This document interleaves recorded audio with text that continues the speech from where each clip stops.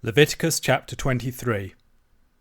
The Lord spoke to Moses, saying, Speak to the people of Israel and say to them, These are the appointed feasts of the Lord that you shall proclaim as holy convocations. They are my appointed feasts. 6 days shall work be done, but on the 7th day is a Sabbath of solemn rest, a holy convocation. You shall do no work. It is a Sabbath to the Lord in all your dwelling places. These are the appointed feasts of the Lord, the holy convocations, which you shall proclaim at the time appointed for them. In the 1st month, on the 14th day of the month at twilight, is the Lord's Passover, and on the 15th day of the same month is the Feast of Unleavened Bread to the Lord. For 7 days you shall eat unleavened bread. On the 1st day you shall have a holy convocation. You shall not do any ordinary work. But you shall present a food offering to the Lord for 7 days. On the 7th day is a holy convocation. You shall not do any ordinary work. And the Lord spoke to Moses, saying, Speak to the people of Israel and say to them, When you come into the land that I give you, and reap its harvest, you shall bring the sheaf of the firstfruits of your harvest to the priest. And he shall wave the sheaf before the Lord, so that you may be accepted. On the day after the Sabbath the priest shall wave it. And on the day when you wave the sheaf, you shall offer a male lamb a year old without blemish as a burnt offering to the Lord. And the grain offering with it shall be 2/10 of an ephah of fine flour mixed with oil, a food offering to the Lord with a pleasing aroma. And the drink offering with it shall be of wine, 1/4 of a hin. And you shall eat neither bread nor grain parched or fresh until this same day, until you have brought the offering of your God. It is a statute forever throughout your generations in all your dwellings. You shall count 7 full weeks from the day after the Sabbath, from the day that you brought the sheaf of the wave offering. You shall count 50 days to the day after the 7th Sabbath. Then you shall present a grain offering of new grain to the Lord. You shall bring from your dwelling places 2 loaves of bread to be waved, made of 2/10 of an ephah. They shall be of fine flour, and they shall be baked with leaven, as firstfruits to the Lord. And you shall present with the bread 7 lambs a year old, without blemish, and 1 bull from the herd, and 2 rams. They shall be a burnt offering to the Lord, with their grain offering and their drink offerings, a food offering with a pleasing aroma to the Lord. And you shall offer 1 male goat for a sin offering, and 2 male lambs a year old as a sacrifice of peace offerings. And the priest shall wave them with the bread of the firstfruits as a wave offering before the Lord, with the 2 lambs. They shall be holy to the Lord for the priest.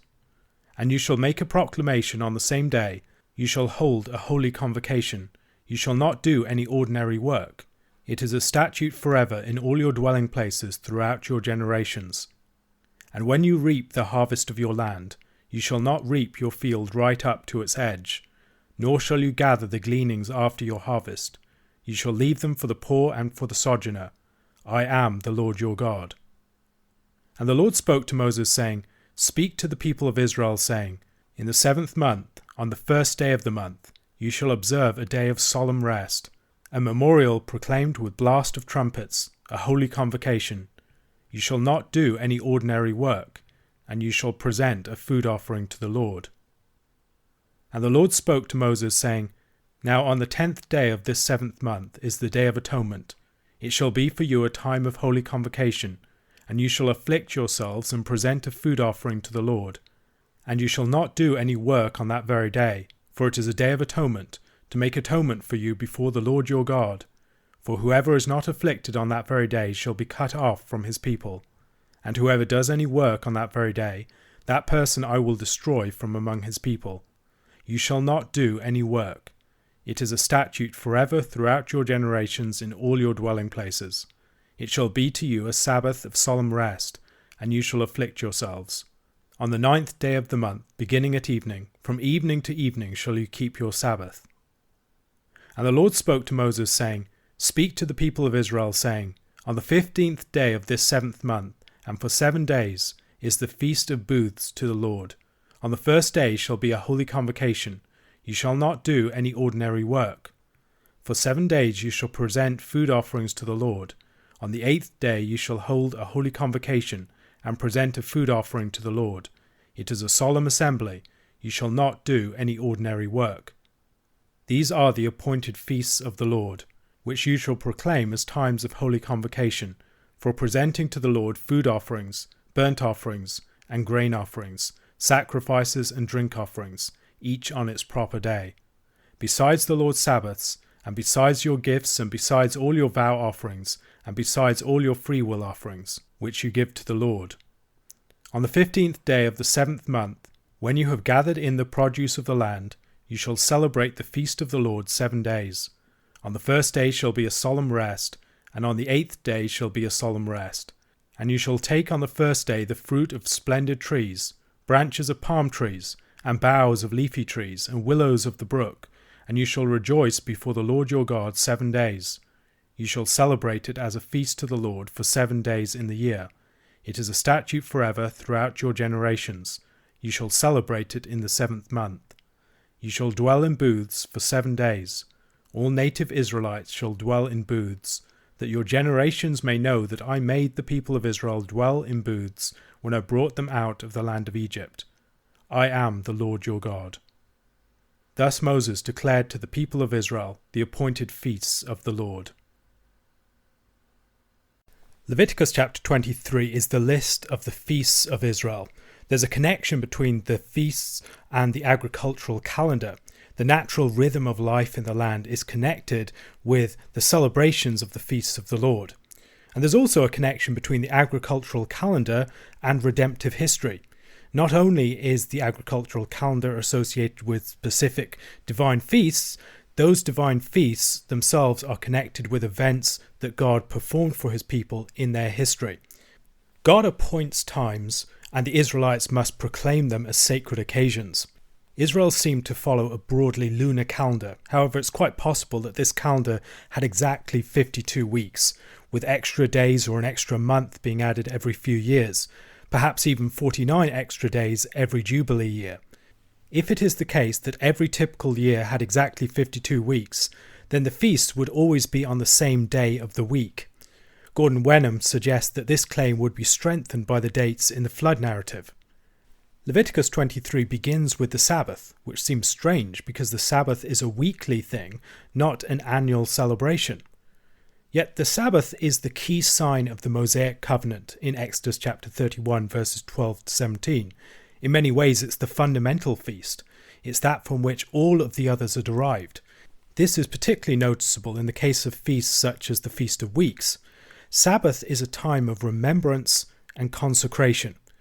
That principle of remembrance and consecration is expanded to include other events that are connected with times of harvest and ingathering, but also which remember events of God in history, the way he has delivered his people. There are 7 festivals in the year, again continuing the Sabbath theme: Passover, unleavened bread, weeks, trumpets, the Day of Atonement, the Feast of Booths, and the day after the Feast of Booths. There are 7 days of rest: the first and the last day of the unleavened bread, the Feast of Weeks, the Feast of Trumpets, the Day of Atonement, the first day of the Feast of Booths, and the day after that feast. Most of the feasts occur in the 7th month. Again, a Sabbath theme. The Feast of Unleavened Bread and the Feast of Booths are both 7 days long. The sign of the Sabbath, then, is refracted into a calendar of annual feasts. To these we can also add the sabbatical year and the Year of Jubilee, which extend the Sabbath principle even further. The whole calendar is shaped by the principle of Sabbath, the 7th day, the 7th year, the 7th month. We will see it everywhere we look. The Sabbath is a time of complete cessation of regular work. A Sabbath of solemn rest is an intensified expression, as the term Sabbath itself meant rest, and the term translated solemn rest is extremely closely related to it.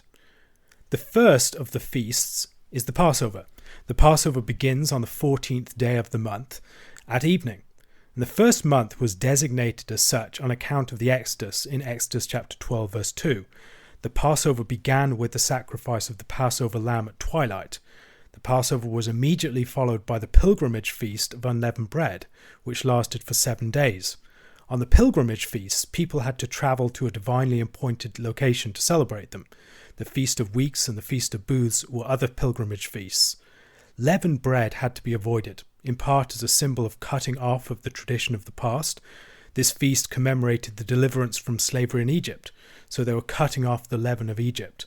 For each day of the Feast of Unleavened Bread, appointed sacrifices would be offered to the Lord. The sacrifices for the different feasts are laid out in Numbers chapter 28 and 29.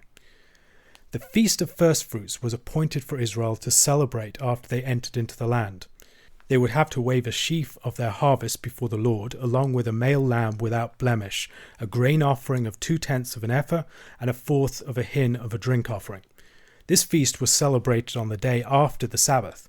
This was likely the Sunday of the Feast of Unleavened Bread, although Joshua 5 might suggest the possibility that it was on the day after the Passover, so the first day of unleavened bread. It was at the beginning of the barley harvest. So if Jesus' death was connected with the Passover sacrifice, his resurrection is associated with the Sunday of the Feast of Unleavened Bread, with the Feast of Firstfruits. This connection was recognized by the Apostle Paul, who spoke of Jesus as the firstfruits of the dead, the first offering of the awaited harvest of the general resurrection. The firstfruits offering is a sheaf, or an omer, of the firstfruits of the harvest. Now, why an omer? This isn't a word that we encounter often. The great majority of the biblical uses of this term are found in this chapter or in Exodus chapter 16, where it refers to the omer that was the daily portion of the manna, and this connection is very suggestive. Perhaps the purpose of the feast, in part, was to recall the provision of the food for the people in the wilderness, in the manna, and to connect it with the food in the land. Joshua chapter 5 verses 10 to 12 reads, "While the people of Israel were encamped at Gilgal, they kept the Passover on the 14th day of the month in the evening on the plains of Jericho. And the day after the Passover, on that very day, they ate of the produce of the land, unleavened cakes and parched grain. And the manna ceased that day after they ate of the produce of the land. And there was no longer manna for the people of Israel, but they ate of the fruit of the land of Canaan that year." So what happens is a transition from the manna to the fruit of the land, and recognizing that the principle of divine provision that we see in the manna continues in the provision of food from the land. That's something that's secured by this practice of the offering of the omer. It recalls the provision of the manna, and then it connects that with the provision of grain. At the beginning of the barley harvest every year then, Israel would be reminded of God's provision of their bread in the wilderness, and be taught to recognize that even when settled in the land, that same principle of gracious divine provision applied. The accompanying grain offering is double the regular grain offering of the burnt offering of a lamb. It's 2 ephahs rather than 1. The normal regulations are seen in Numbers chapter 15 verses 2 to 5, although the drink offering is the same. Leviticus chapter 2 verses 14 to 16 gives us a sense of how the grain offering would have been offered. The next feast is the Feast of Weeks, and the importance of a system of sacrifices or festivals is that the meaning of things is to be sought not merely in underlying root meanings, but in the relationship that things have to each other. The Feast of Weeks is a feast numbered from the Feast of Firstfruits, with the counting of 7 weeks. It illustrates the Sabbath principle once more. The Feast of Weeks comes at the end of the grain harvest, which began with the barley harvest and ends with the gathering of the wheat. It also involves a grain offering. The fact that this, like the Feast of Firstfruits, was on the first day of the week suggests themes of a new creation. At this feast, there was a wave offering of 2 leavened loaves of bread, made with 2/10 of an ephah of flour. Now that recalls the grain offering of verse 13. In the Feast of Firstfruits, the grain offering of the Feast of Firstfruits seems to have become 2 leavened loaves. And the addition of leaven is surprising, considering the strict prohibition of leaven in grain offerings in Leviticus chapter 2 verse 11. Perhaps what we're seeing here is an exceptional case with the reintroduction of a principle of leaven at this feast. It's the only occasion when leaven is included in an offering, which suggests that the leaven is an important part of the meaning. The Feast of Weeks also multiplies the sacrifice of the Feast of Firstfruits, with 7 lambs a year old as burnt offerings instead of just 1, a bull from the herd and 2 rams as burnt offerings, along with a male goat of a sin offering and 2 lambs as peace offerings. The Feast of Weeks, or Pentecost as we tend to call it, came to be associated with the time of the giving of the law due to its timing, Again, it's an agricultural feast that is connected with events in redemptive history. The 7 sevens that are used to count should also remind us of the way that Sinai was a sort of great Sabbath. A couple of chapters later we have the Jubilee, and we should observe the similarities. The Feast of Weeks involves the counting of 7 weeks, and the Year of Jubilee involves the counting of 7 weeks of years in chapter 25 verse 8, following the institution of the Sabbath year.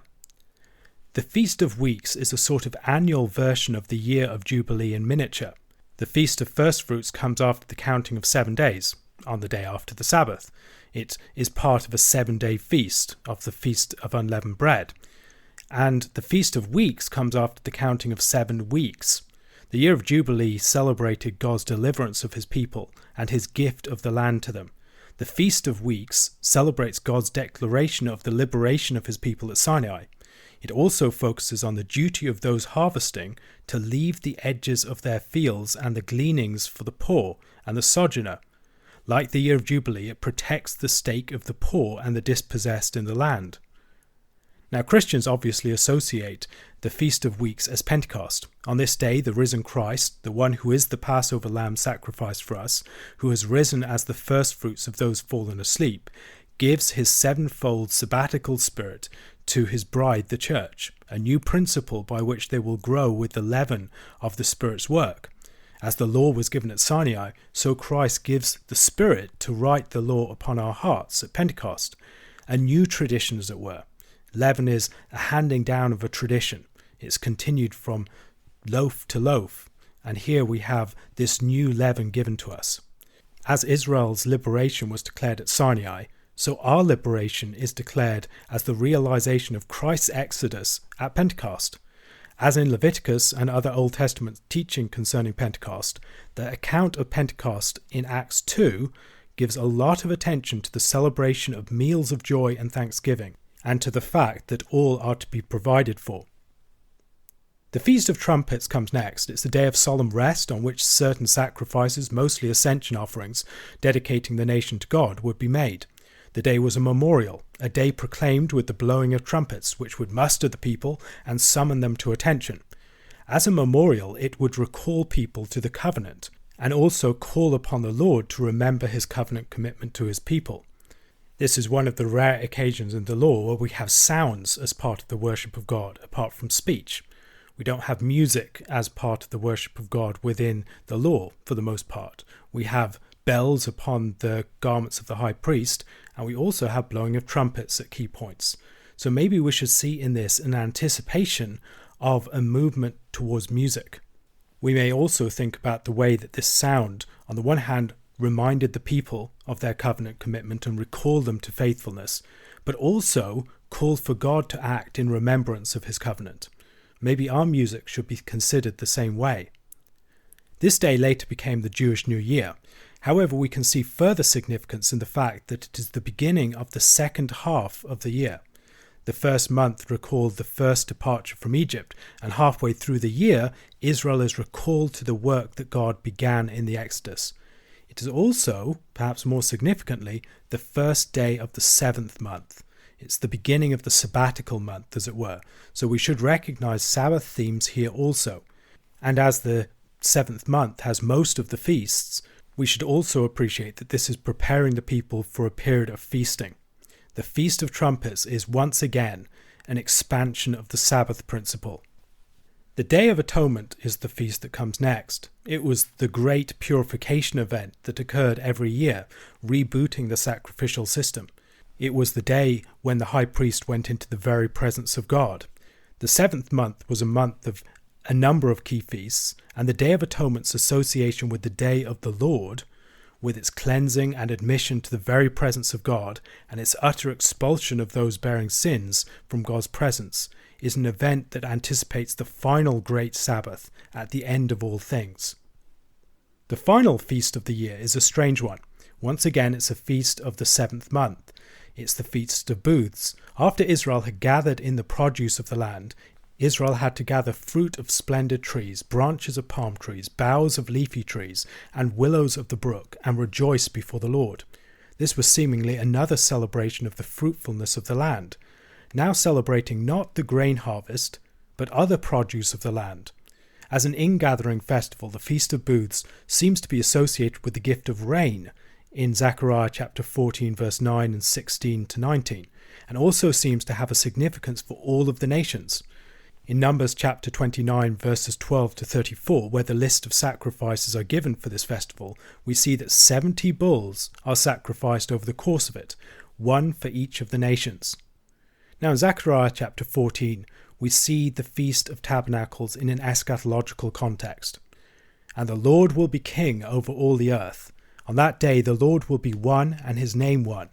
Then everyone who survives of all the nations that have come up against Jerusalem shall go up year after year to worship the King, the Lord of hosts, and to keep the Feast of Booths.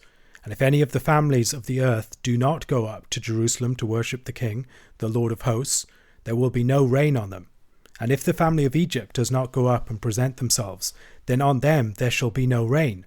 There shall be the plague with which the Lord afflicts the nations that do not go up to keep the Feast of Booths. This shall be the punishment to Egypt, and the punishment to all the nations that do not go up to keep the Feast of Booths. But the Feast of Booths, or Succoth, also looks back to Israel's experience in the wilderness. They had to dwell in temporary booths for 7 days in commemoration of that. We should remember that Succoth was the site of Israel's first camp after leaving Egypt at the Passover. Exodus chapter 12 verse 37 reads, "And the people of Israel journeyed from Ramses to Succoth, about 600,000 men on foot, besides women and children." It is where they stayed on the night of the 15th day of the first month. But this is on the 15th day of the 7th month. Why is that?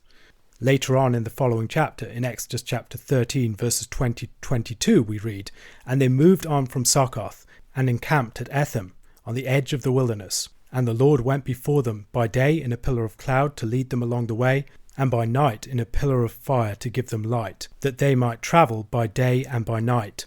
The pillar of cloud by day and the pillar of fire by night did not depart from before the people." Succoth, then, is the first place where we read about the pillar of cloud and fire that accompanied them. Succoth is also the place where, surprisingly, Israel first celebrated the Feast of Unleavened Bread. In Exodus chapter 12 verse 39, "And they baked unleavened cakes of the dough that they had brought out of Egypt, for it was not leavened, because they were thrust out of Egypt and could not wait, nor had they prepared any provisions for themselves." Again, this is strange, because the Feast of Unleavened Bread is in the first month of the year. So what's going on? The Feast of Unleavened Bread focuses on the food of that first day of the Exodus journey. The Feast of Booths focuses on the dwellings that they lived in. If unleavened bread involved the cutting off of the leaven of Egypt, booths was the first break that Israel had with the settled life beneath roofs that they had in Egypt. And God journeyed with them in the cloud. Every year, Israel was to replay this, to recall the trust that they had shown that first night of leaving their Egyptian dwellings and following God into the wilderness. Why was it celebrated when it was then? Why not in the first month? The clue is found in recognizing that the Feast of Unleavened Bread, connected with the exact same time in Israel's history, begins on the 15th day of the first month and runs for 7 days. The Feast of Booths begins on the 15th day of the 7th month and runs for 7 days. They are divided by 6 months, by exactly half of a year. They mirror each other. If the Feast of Unleavened Bread begins the months of gathering the grain and produce of the land, the Feast of Ingathering comes at its conclusion, and they can also be seen to be bookends at either end. The Feast of Unleavened Bread begins with this feast at the very beginning, the Feast of Passover, for 1 day, and the Feast of Booths has 1 day just after it, the 8th day, where there's another holy convocation and food offering. So at the very conclusion of the year, at the point where they might be most tempted to think themselves self-sufficient, the Lord returns his people to the very beginning. He returns them to that point that they remember when they first came out of Egypt. He reminds them of the trust and complete dependence that first led them to follow him into the wilderness, of his glory cloud that accompanied and sheltered them, and of the clouds to which they still look to for rain.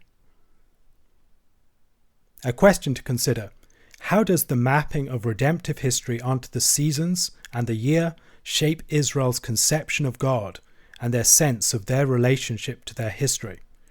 How can we learn from this in our approach to the church calendar? Mark chapter 7 verse 24 to chapter 8 verse 10. And from there he arose and went to the region of Tyre and Sidon. And he entered a house and did not want anyone to know, yet he could not be hidden. But immediately a woman whose little daughter had an unclean spirit heard of him, and came and fell down at his feet. Now the woman was a Gentile, a Syro-Phoenician by birth, and she begged him to cast the demon out of her daughter. And he said to her, Let the children be fed first, for it is not right to take the children's bread and throw it to the dogs. But she answered him, Yes, Lord, yet even the dogs under the table eat the children's crumbs. And he said to her, For this statement you may go your way, the demon has left your daughter. And she went home and found the child lying in bed, and the demon gone. Then he returned from the region of Tyre, and went through Sidon to the Sea of Galilee, in the region of the Decapolis. And they brought to him a man who was deaf, and had a speech impediment, and they begged him to lay his hand on him. And taking him aside from the crowd privately, he put his fingers into his ears, and after spitting touched his tongue. And looking up to heaven, he sighed and said to him, Ephphatha, that is, be opened. And his ears were opened, his tongue was released, and he spoke plainly. And Jesus charged them to tell no one. But the more he charged them, the more zealously they proclaimed it. And they were astonished beyond measure, saying, He has done all things well. He even makes the deaf hear and the mute speak. In those days, when again a great crowd had gathered, and they had nothing to eat, he called his disciples to him and said to them, I have compassion on the crowd, because they have been with me now 3 days, and have nothing to eat. And if I send them away hungry to their homes, they will faint on the way, and some of them have come from far away. And his disciples answered him, How can one feed these people with bread here in this desolate place? And he asked them, How many loaves do you have? They said, 7. And he directed the crowd to sit down on the ground. And he took the 7 loaves, and having given thanks, he broke them and gave them to his disciples to set before the people. And they set them before the crowd. And they had a few small fish, and having blessed them, he said that these also should be set before them. And they ate, and were satisfied. And they took up the broken pieces left over, 7 baskets full. And there were about 4,000 people. And he sent them away. And immediately he got into the boat with his disciples, and went to the district of Dalmanutha. At the end of Mark chapter 7, Jesus goes to the region of Tyre and Sidon. This might recall the story of Elijah, who stayed with the widow of Zarephath and also raised her child from the dead, much as Jesus delivers the child of this Syro-Phoenician woman living in that region. The woman begged Jesus to deliver her daughter, and Jesus seems to deny her request, telling her that the children should be fed first, that it is not right to take the children's bread and throw it to the dogs. Jesus doesn't send her away, but he gives her a seemingly very harsh response, possibly quoting a popular proverb, rebuffing her with an unflattering statement about Gentiles that seems to place them outside of the realm of God's blessings. Jesus' mission is not to people in general, but to Israel especially, although the claim that the children should be fed first holds the door open a crack. The woman, however, responds to Jesus' presentation of an obstacle by taking that obstacle and turning it around to her benefit. By this point, we should have picked up on the fact that Jesus seldom goes out of his way to heal people, nor does he make things easy for the people who want to be healed by him. People have to come to Jesus. Those wanting healing or deliverance often face obstacles or initial rejection and have to beg and persist in order to get anything. But we must recognize that such dogged persistence is exactly what Jesus wants from them. In presenting these sorts of obstacles, Jesus is calling for strength of faith in the petitioner, expecting them to wrestle with him until they get their answer. The obstacles aren't proof that Jesus doesn't want to heal and deliver people. Rather, his healings and deliverances call for faith from their recipients. Where such persistent faith is lacking, people are not healed. This is an example of the sort of prayer that we should practice. The deliverance of the daughter of the Syro-Phoenician woman is also an anticipation of Christ's deliverance going to the Gentiles more generally, and the surrounding context is very much focused on Gentiles. Jesus continues to travel in Gentile regions, in the region of Decapolis, and there's a deaf man with a speech impediment brought to him, and people beg him to lay his hands on this man. Once again, the begging suggests the importance of persistence.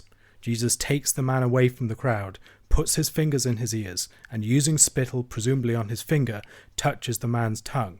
He looks up to heaven, sighs, and speaks a word of healing in Aramaic. Once again, the original Aramaic of a powerful healing utterance is preserved for us by Mark, just as he did in the case of Jairus' daughter. The man's ears are opened, and his tongue is unshackled, suggesting the removal of bonds, maybe that Satan has placed upon him. All of this recalls Isaiah chapter 35, verses 5 to 6. Then the eyes of the blind shall be opened, and the ears of the deaf unstopped. Then shall the lame man leap like a deer, and the tongue of the mute sing for joy. We should read this story alongside the parallel story a few verses later in chapter 8, verses 22 to 26. And they came to Bethsaida, and some people brought to him a blind man and begged him to touch him. And he took the blind man by the hand and led him out of the village. And when he had spit on his eyes and laid his hands on him, he asked him, "Do you see anything?" And he looked up and said, "I see people, but they look like trees walking." Then Jesus laid his hands on his eyes again, and he opened his eyes. His sight was restored, and he saw everything clearly. And he sent him to his home, saying, "Do not even enter the village." The parallels between these two stories are quite pronounced when we look closely, and it should be noted that it is also a fulfillment of Isaiah chapter 35, verses 5 to 6, the eyes of the blind being opened. We should remember how important Isaiah's prophecies are for Mark within his gospel. Having instructed the healed deaf mute not to tell anyone, the released tongue of the man cannot help but declare what Jesus has done for him, and the people's response is astonishment and praise. He has done all things well. After this, Jesus is once again surrounded by a great crowd that lacks food, and we have another miraculous feeding account. In an event highly reminiscent of the earlier feeding of the 5,000, Jesus repeats the pattern of the Lord's Supper in verse 6, once again making his disciples minister to a large flock. However, this time the flock seems to be largely Gentile.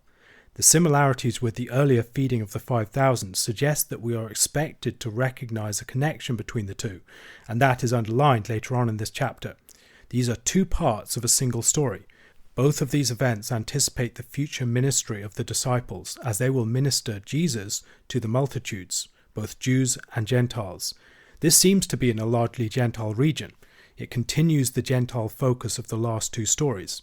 Jesus feeds not only Jews, but presumably many Gentiles too. We should think back to the conversation with the Syrophoenician woman. Gentiles, who might be dismissed by dogs by some, are here feasting on the same food as the children had enjoyed. There is the feeding of the children first, and now the feeding of those who are the Gentiles. The first feeding involves the feeding of 5,000 people. This may be connected with Israel's military ordering, and there are 12 baskets gathered up. Here there are 4,000 people, maybe connected with the four corners of the earth, and there are 7 baskets gathered up. The 5,000 is the primary act, but the Gentiles are blessed with the Jews, and there are leftovers for others. There is a superabundance, more than enough for others besides Israel. There are 5 loaves in the first feeding. There are 7 loaves in the second. Altogether, that makes 12 loaves. 12 loaves represented Israel in the showbread. We've already noted that the 5 loaves might be connected with the 5 loaves taken of the showbread by David in 1 Samuel chapter 21. So together, the loaves given to these two groups make a new 12. There are 12 baskets gathered up on the first occasion, and then 7 baskets gathered up on the second occasion. 12 for Israel, perhaps 7 for the fullness of the nations. These are both significant numbers in Scripture, numbers that suggest some type of fullness. 12 associated with Israel, 7 associated with the days of creation, the scope of creation more generally. Jesus is bringing together a new people, and all of these events connected with the Gentiles suggest that they are an important part of what Christ will perform, and his disciples will be ministering this.